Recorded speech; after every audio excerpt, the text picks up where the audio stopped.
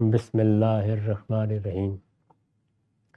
عن عائشة رضی اللہ عنہا قالت جاءت فاطمة بنت ابی حبیش الى النبی صلی اللہ علیہ وسلم فقالت یا رسول اللہ انی امرأة استحاض فلا اطهر افعد الصلاة فقال لا انما ذلك عرق وليس بحیض فاذا اقبلت حیضتک فدعی الصلاة واذا ادبرت فاغسلی عنک الدم ثم صلی۔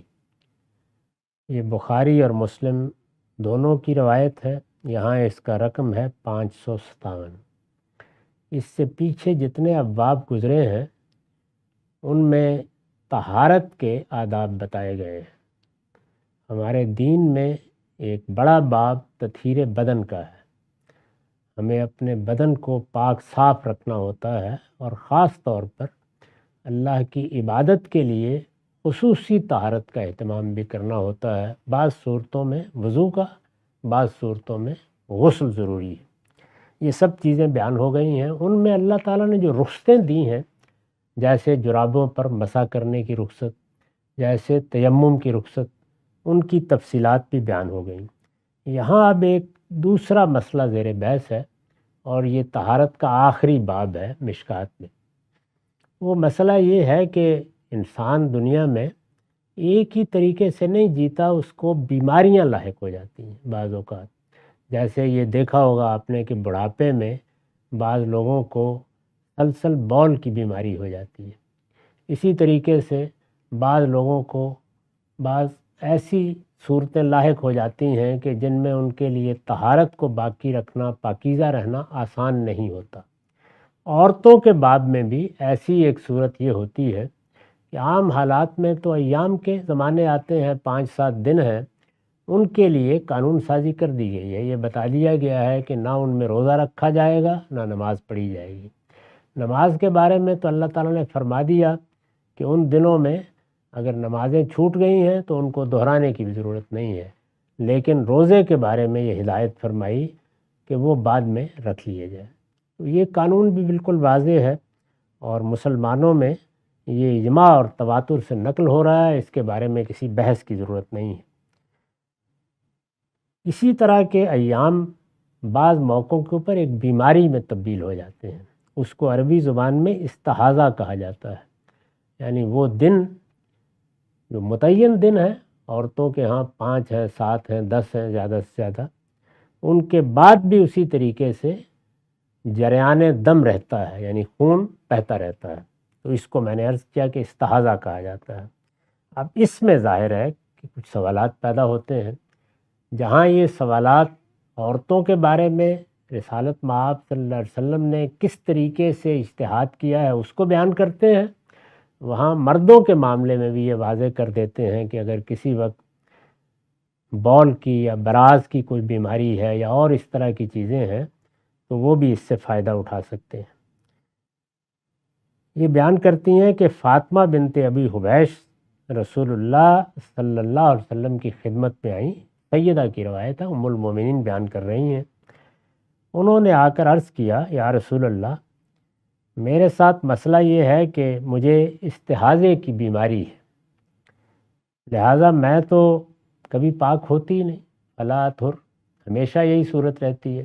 بہت سے بوڑھے لوگ بھی پوچھیں گے آپ سے کہ ہمارے لیے تو بول کے قطروں کو روکنا ممکن نہیں ہوتا، ہر وقت یہ صورت رہتی ہے، تو اس میں پھر طہارت کیسے حاصل کریں؟ تو اس نے پوچھا کہ افعد الصلاۃ، تو میں کیا پھر نماز چھوڑے رکھوں؟ یعنی میں کبھی نماز نہیں پڑھ سکتی، میں اللہ تعالیٰ کے حضور اللہ کی بارگاہ میں حاضری سے محروم ہو رہی ہوں۔ آپ نے فرمایا نہیں، اس کی کوئی ضرورت نہیں ہے، تم نماز پڑھو۔ کیسے؟ وضاحت کی انما ذالک عرق، یہ اصل میں ایک رگ کا خون ہے، ولیس بحیض، یہ اب وہ ایام کا خون نہیں ہے۔ فاذا اقبلت حیضتک، جب تمہارے ایام آئیں یعنی جب حیض کے دن آئیں، فدعی الصلاۃ، تو ان دنوں میں پہلے سے معلوم ہوتا ہے کہ کیا دن ہے تو ان میں چھوڑ دیا کرو۔ جب وہ دن گزر جائیں، وَإِذَا أَدْبَرَتْ 5، 7، 10، جیسے متعین دن ہے وہ گزر جائیں، فغسلی عنک الدم، تو اس کے بعد خون صاف کرو، غسل کرو، پھر نماز پڑھتے رہو۔ یعنی بیماری کے معاملے میں گویا رسالت مآب صلی اللہ علیہ وسلم نے یہ فرما دیا کہ بندہ اب معذور ہو گیا ہے، اس میں اللہ تعالیٰ اسی طرح اس کی نماز، اس کا روزہ سب قبول فرمائے گا۔ کوئی بھی عبادت ہے، وہ حج ہے، عمرہ ہے، جہاں جہاں بھی طہارت کو لازم کیا گیا ہے، اگر یہ صورت پیدا ہو گئی ہے تو اللہ تعالیٰ قبول فرمائے گا۔ اسی کو بنیاد بنا کر پھر اہل علم نے اور چیزوں کے بارے میں بھی فقہ مرتب کی ہے، اور بالکل صحیح اصول پر مرتب کی ہے کہ جب کوئی شخص ہر لحاظ سے تندرست ہے، اس کو کوئی بیماری یا تکلیف نہیں ہے، تو اللہ تعالیٰ بھی اسی وقت اس پر کوئی بوجھ ڈالتے ہیں، کیونکہ اللہ نے اپنی شریعت کے معاملے میں یہ قاعدہ بیان کر دیا ہے کہ لا یکلف اللہ نفسا الا وسعها۔ اللہ تعالیٰ بندے پر اپنی شریعت کا بوجھ اس کی حد وسع سے زیادہ کبھی نہیں ڈالتے۔ اس کی حد وسع یہی ہے کہ عام حالات میں تو وہ وضو کرے گا، غسل کرے گا، پاک صاف رہنے کی صحیح کرے گا، اور ایسا ہی اس کو کرنا چاہیے۔ اس کا تحمل ہر انسان کر سکتا ہے، لیکن اللہ تعالیٰ غیر معتاد مشقت میں نہیں ڈالتے۔ یعنی جو بندے کی حد وسع سے زائد مشقت ہے وہ اللہ تعالیٰ کو منظور نہیں۔ اس کو انہوں نے جس طرح اس قاعدے میں بیان کیا ہے کہ لا یکلف اللہ نفسا الا وسعها، اسی طرح اپنی عبادات کے بارے میں خاص طور پر توجہ دلائی ہے کہ یرید اللہ بکم اليسر ولا یرید بکم العسر۔ اللہ اپنی عبادات میں آسانی چاہتا ہے، وہ اپنے بندوں کو کسی مشکل میں نہیں ڈالنا چاہتا۔ تو رسول اللہ صلی اللہ علیہ وسلم نے اسی کی بنیاد پر اس خاتون کو یہ ارشاد فرمایا اور یہ بتا دیا۔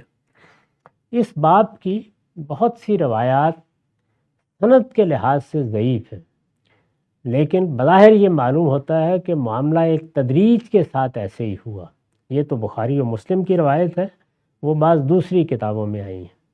ضعیف روایتیں ہیں، لیکن اس سے یہ تصویر سامنے آتی ہے اور معلوم ہوتا ہے کہ اگرچہ وہ مستند طریقے سے نقل نہیں ہو سکی، لیکن معاملہ شاید اسی طرح ہوا ہے کہ رسول اللہ صلی اللہ علیہ وسلم نے پہلے ان سے کہا کہ ہر نماز کے لیے غسل کر لیا کرو، پھر اس طرح کی بات بھی کی کہ 2 نمازوں کو اکٹھا کر کے ان کے لیے غسل کر لیا کرو۔ تو اس طرح کی بعض ہدایات کی گئیں، لیکن جیسے جیسے آپ نے محسوس کیا کہ یہ اب بہت زیادہ مشقت کی چیز ہے تو پھر آپ نے یہ اجازت دے دی۔ اسی طرح کا معاملہ ہر شخص کے ساتھ کرنا چاہیے۔ یعنی اگر کسی آدمی میں کوئی بیماری ہے، تکلیف ہے، تو دیکھنا چاہیے کس درجے میں ہے، کہاں تک ہے، یعنی کتنا بوجھ اس پر ڈالا جا سکتا ہے۔ اگر یہ معلوم ہو کہ وہ اس کا تحمل کر سکتا ہے تو کرے، لیکن اگر نہیں تو پھر اللہ تعالیٰ کی طرف سے، اللہ کے پیغمبر کی طرف سے رخصت ہے، لوگوں کو اس کا پابند نہیں کیا گیا۔